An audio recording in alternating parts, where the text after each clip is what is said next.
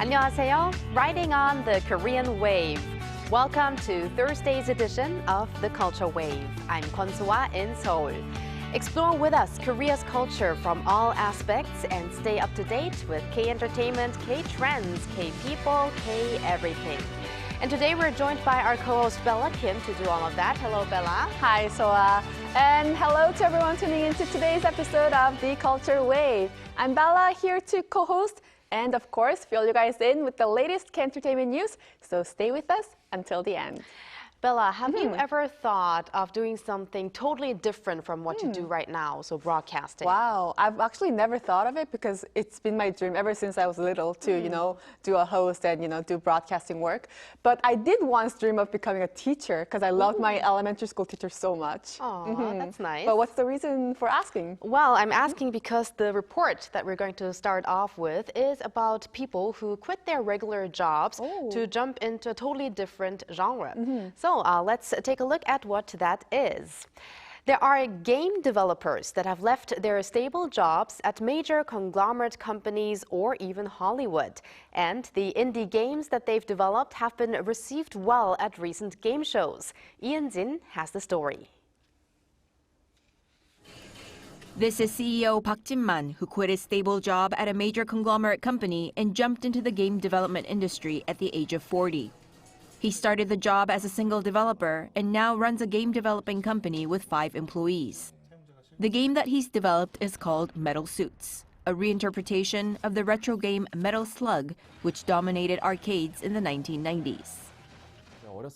When I was young, my uncle ran an arcade. Since then, I've had this desire to create games like Mega Man and Metal Slug. In this 2D pixel art game, there are 13 different suits, each with distinct characteristics. And the suits allow for a variety of battles. The game is about to be launched, but I'm still scared. I dream of this going beyond just the Metal Suits game to be turned into a movie or animation. The game The Relic has an immersive storyline, and its dark fantasy atmosphere is its strength. The developer, game company founder Park In-hyuk, was a computer graphics artist in Hollywood.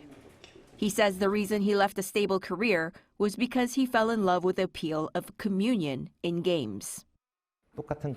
I challenged myself because I thought I could convey the feeling and emotions that only videos could convey through a game. This game first catches the eye with its colorful graphics. Then the fun comes from targeting 80 types of bosses with dynamic movements. In one word, I would define indie games as a challenge. My goal is to make a company that enjoys the games we develop. New indie games are being developed by people with creative ideas and enough passion to leave stable jobs. Receiving great praise for its feature during the Busan G-Star Game exhibition this year, these games will be ready to meet gamers next year. Jin, Arirang News.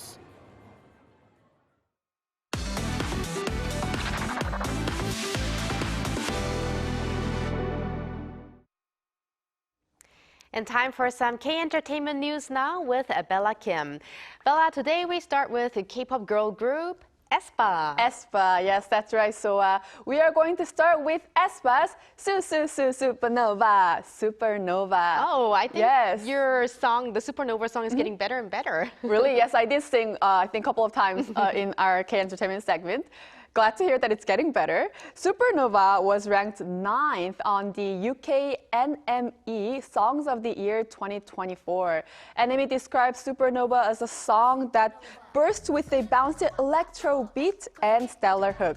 They continued by saying that Supernova affirms the girl group's ability to thrive in uncharted territory. You can definitely see the song receive tremendous love, not only in Korea, but globally as well. And on top of aespa, actually, we were able to see numerous K-pop artists, including Rose's Apathy also made the chart on the 14th, Eyelid, Cat's Eye, and Kiss of Life as well. And for Eyelid, it's probably Magnetic. Yeah, probably. And the other songs were Touch and Sticky. Cat's Actually, I yes, listened to the songs before. Yes, that song is very, very addictive as well. Yes, they were all addictive songs. For sure. Now, for our next story, we're going to talk about a K-pop boy group. It's Stray Kids. Stray Kids, that's right. Stray Kids received gold certification from the French National Syndicate of Phonographic Publishing, also known as SNEP, with their mini album 8. According to the official SNEP website, Stray Kids' mini album 8, released back in July of this year, sold more than 50,000 units, and as a result obtained gold certification on November 28th. SNEP awards certifications based on the album and single sales. This is Stray Kids' actually third gold certification that they're receiving after receiving gold certification for their full-length album 5 Star and their mini album Rockstar. Well, good for them. But I hear there is also some news about them meeting their fans in the near future. Is it true? Yes, their fans will definitely want to see them very soon. And there is a plan for that. They recently announced that they will be holding a mega stadium performances in Latin America, North America, and Europe as part of their world tour Dominate. And some of the locations include Mexico City, Amsterdam, London, and Paris. The tickets actually, though, for these concerts are already sold out, so they're actually planning additional performances as well. So keep an eye out for that as well. And on top of their upcoming concerts, Stray Kids will also release a new album, including its title track, Walking on Water, actually next week, December 13th. Lots to look out for. And our last story is about a recent movie that you actually introduced to us before. Yes, that's right. Last week, actually, we covered on the new film that's coming out, Firefighters. Well, it was released on Wednesday, and actually they are, with its premiere, the film is hosting a donation challenge. So on Wednesday, the distributor announced that to improve the equipment and treatment of firefighters in Korea, 119 won, that's about 10 cents in US dollars, will be donated in cash for each ticket sold for this movie. For foreign viewers, actually, 119 is the emergency number that we dial to call firefighters here in Korea. The distributor also announced that the film will donate 300 million won, that's about 212,000 US dollars, if the film exceeds 2.5 million views. The film Firefighters is based on a real-life tragedy where 6 firefighters lost their lives while putting off a fire in Hongjae-dong, Seoul. And the film stars Juwon, Kwak Do-won, and Jjimjilbang. It's a very meaningful, film to watch, and you can actually also contribute, to a good cause. So definitely recommend this movie to catch at the theaters. That is definitely another reason to watch it. And I mean, 119 won may seem like a small amount, but if you think of the amount of viewers that are going to watch the film, and we already have the film topping the charts, so I can imagine that they will make lots of donations through this wonderful movie. For sure. So thank you very much, Bella, for those K-Enter updates. My pleasure. And now let's go over to our AI anchor, Ari, for other culture-related news. Welcome to the Culture Wave AI News. I am Ari, here to guide you through the latest news and events in Korea's cultural scene. Here's our first story of the day. Korean novelist Han Kang will hold her first official press conference on Friday following her Nobel Prize win. The presser, set to be held in Stockholm, Sweden, marks the beginning of Nobel Week, during which this year's winners will participate in various activities. On Saturday, Han will deliver a lecture at the Swedish Academy, reflecting on her literary journey. The lecture will be live-streamed on the Nobel Committee's YouTube channel. Han received the prestigious award for her intense poetic prose that confronts historical traumas and reveals the fragility of human life. The number of people who have completed the Jeju-Orle Trail has surpassed 25,000. According to the Jeju-Orle Foundation, 25,560 individuals completed the trail between November 2012 and October this year, earning a place in the Hall of Fame. On the foundation's website, as a token of appreciation, the foundation will provide a 20,000 won dining voucher to those who obtain a completion certificate by December next year. The Jeju-Orle Trail is a beloved network of 27 scenic walking paths that stretches over 437 kilometers along the island's coastline. Ever wondered what the everyday lives of ancient Koreans were like? A special exhibition that offers visitors a glimpse into the past through unique inscriptions has now opened. The National Folk Museum of Korea is showcasing around 290 everyday artifacts made from diverse materials such as ceramics, stone, wood, and metal, all featuring unique engravings.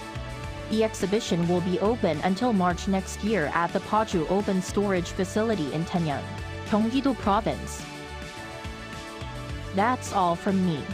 Stay tuned for more interesting cultural news and engaging discussions coming your way.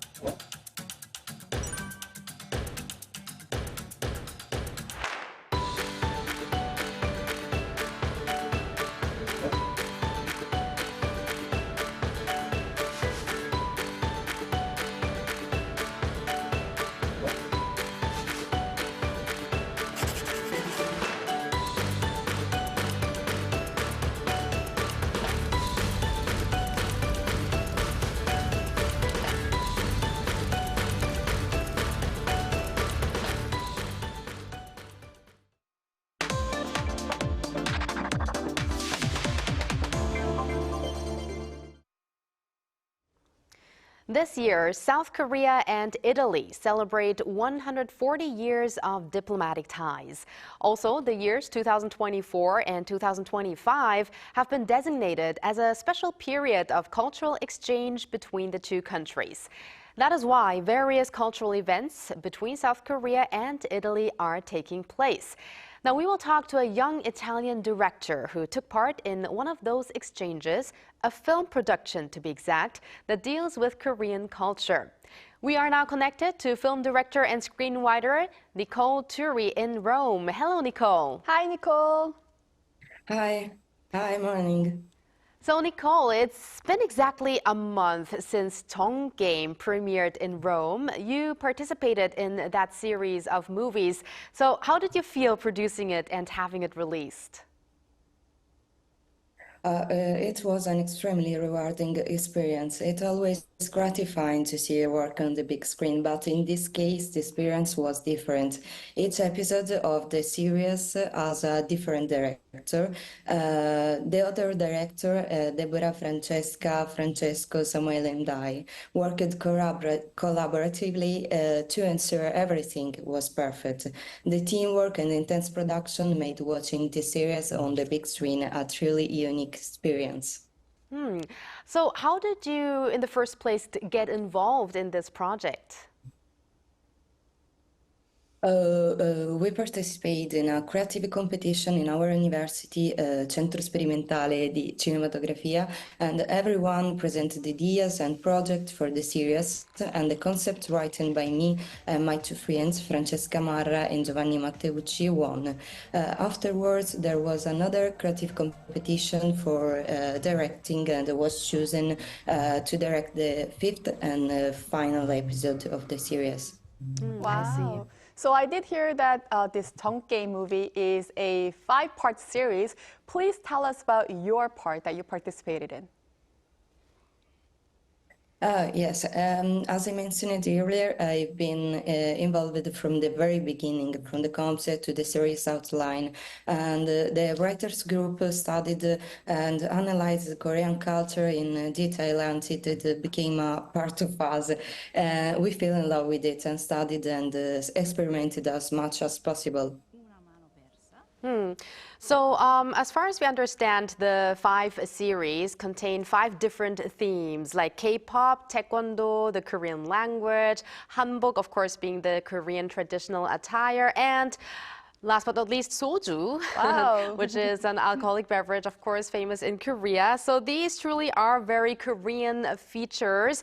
And how were these themes actually picked? I mean, you actually produced the soju part, but we would be very curious about how these themes were actually chosen.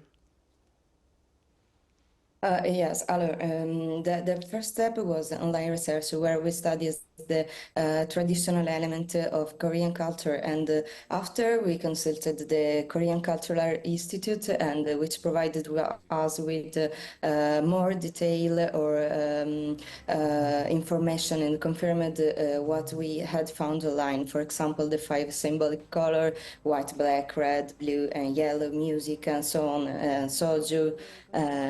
So this. Wow. Is there any, part of Korean culture that you experienced for the first time while making this film? Yes, the soju ceremony, which is central of my episode, was something I discovered during the writing phase, and it was very interesting to learn about it and bring it to life on screen. I see. And also, Nicole, what parts of Korean culture are well known to Italians? And also, how is Korea's image perceived in Italy? Probably the most well-known are K-pop and Taekwondo. Taekwondo is very popular and well appreciated in Italy, and Korean culture in general, in my opinion, is highly appreciated in Italy. In recent years, Korean cinema has also gained increasing popularity and is regarded as highly valuable. I think K-pop, we hear often that K-pop is famous all around the world, but Taekwondo, I haven't really thought about that Taekwondo is so popular in Italy. In Italy, right? I know. That's great to hear. And now, Nicole, I assume you do watch Korean movies. Do you have any favorite Korean movie or even favorite Korean movie director? Yes, absolutely. Some of my favorite films include Parasite, naturally, Old Boy, and Past Lives. I still need to watch the season to live, but I'm sure I love it. Oh, that are very interesting. And now, if you do get the chance to, work in Korea or make a film in Korea, who would you like to work with? If we're talking about director and creators, I'd love to collaborate with Bong Joon-ho. Oh, of course. And speaking of Bong Joon-ho, actually, last year, South Korean director Bong Joon-ho participated at a master class event in Florence, where he mentioned that he studied movies, a lot of Italian films. So that really demonstrates that Italy has a very developed film industry.